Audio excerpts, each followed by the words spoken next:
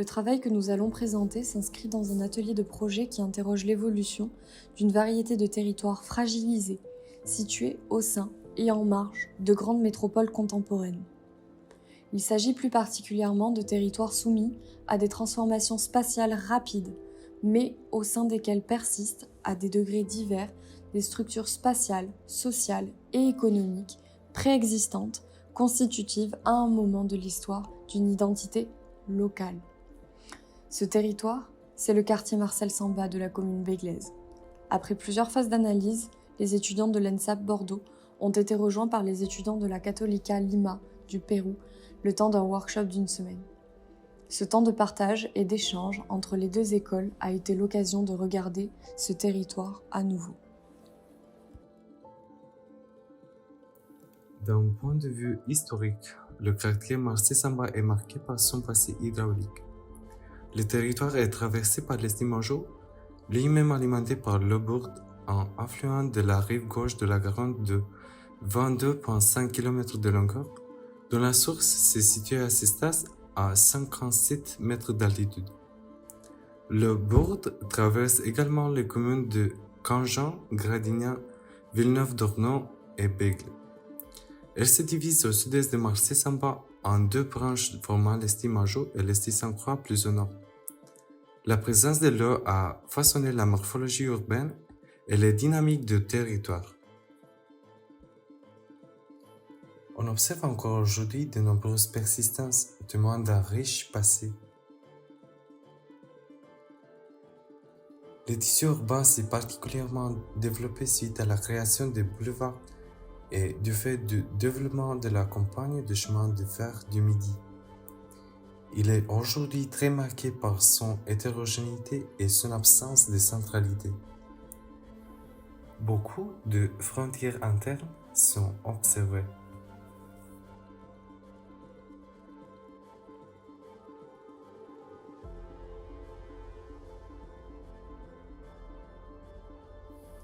En contraste de ces éléments, le quartier présente tout de même un fort esprit associatif. L'art collectif et l'activité artisanale sont des éléments forts de l'identité du quartier.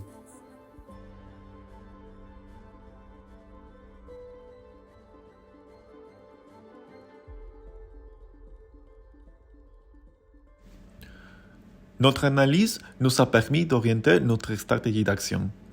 Nous cherchons à valoriser ce territoire sur les bases d'un tracé historique, jadis structurant. L'idée est de l'utiliser comme axe de conservation pour lutter contre la fragmentation du quartier.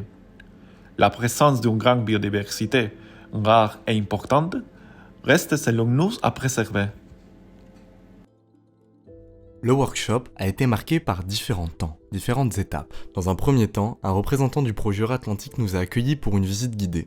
Ensuite, nous avons échangé avec les enfants de l'école Marcel Samba, échange qui a abouti le lendemain à la création d'espaces d'animation sur l'Estey. Nous avons pensé une sorte de médiation à plus grande échelle prenant la forme d'un parcours. Revenons sur mardi. Le représentant du projet Euratlantique nous a permis d'échanger sur les actions qu'il prévoyait de mener, et nous avons ensuite effectué tous ensemble une visite guidée du quartier de Saint-Jean-de-Belsier.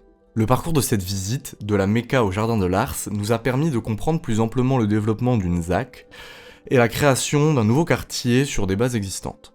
Cette introduction au territoire bordelais a été d'une part une opportunité pour les étudiants péruviens de découvrir la ville, mais également pour les étudiants de l'ENSAP de plus amplement approfondir leur connaissance des quartiers avoisinant le quartier Marcel Samba.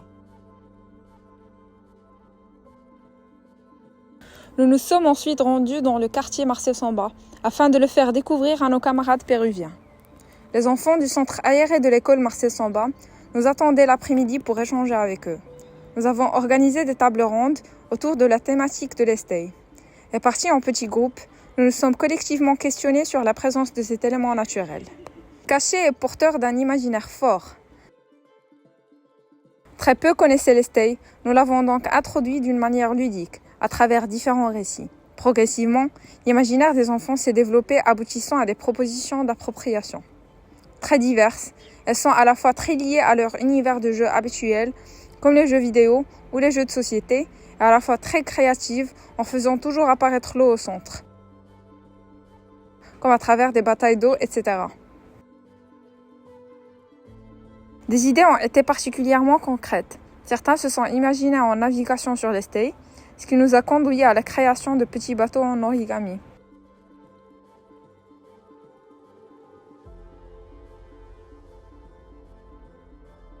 D'autres ont dessiné un parcours dans la cour de l'école sur une base d'épreuves sportives.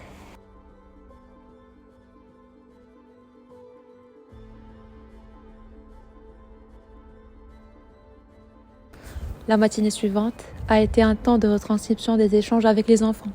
Nous avons mis en place des jeux intégrant à la fois leurs univers et leurs idées, ainsi qu'une chasse au trésor le long de l'Estey, de l'école jusqu'au jardin de l'éphémère. L'après-midi, les enfants ont ainsi été invités à naviguer. La première partie du parcours consistait à faire avancer les bateaux réalisés la veille. Ensuite, les enfants ont joué au chamboultou, une métaphore pour les inciter à briser les barrières. Le basketball permettait de suivre un tracé prétendu de l'Estey. Une pause a été marquée au sol du portail, symboliquement à la limite entre un sol imperméabilisé et un sol naturel.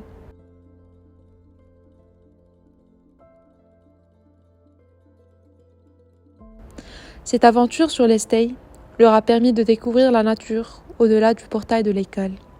Intrigués et impatients, les étapes suivantes étaient des métaphores de l'embusement de l'Estey. Dans un premier temps, un parcours de fil, puis un tunnel. Un trésor de pirates les attendait, une piñata remplie de pièces, en cohésion avec le thème des pirates qui conquièrent l'Estey. Après un peu de calme, nous nous sommes dirigés vers le jardin de l'éphémère. Beaucoup d'enfants ont découvert ce lieu de partage et de curiosité. Ceux qui connaissaient ont eu l'occasion de découvrir ce nouveau chemin. L'activité s'est donc terminée par nourrir les animaux. Nous avons poursuivi notre travail autour de la découverte de l'Estey. Dans une économie de moyens, nous avons essayé de faire une médiation autour des éléments historiques de ce territoire. L'Estey peut être un espace de création qui lie la nature, les îlots d'habitation et les équipements.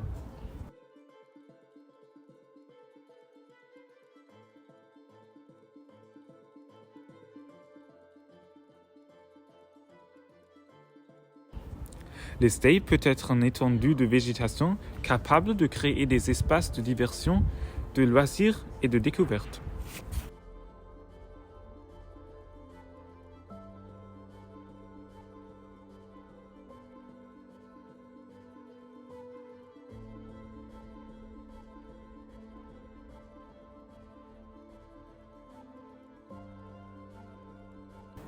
Il traverse des obstacles qui créent une rupture de la relation entre les habitants et la Garonne.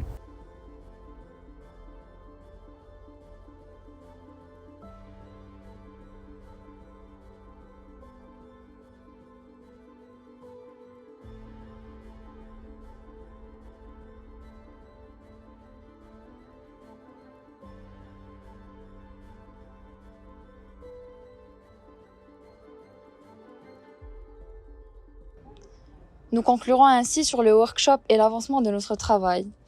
Nous révélons l'incontestable présence de l'Estey dans ce territoire. Nous avons fait en sorte que, enfants comme adultes, soient interrogés par cet élément naturel, caché mais structurant. À travers la stimulation de leur imagination, par le biais d'interventions simples, nous avons questionné leurs pratiques quotidiennes, menant à ce qu'ils se questionnent sur l'imperceptible qui les entoure. Nous pouvons ainsi conclure que la valorisation du tracé de l'Estey ne nécessite pas de transformation radicale, mais plutôt une volonté déterminée de l'intégrer dans les futures transformations du quartier.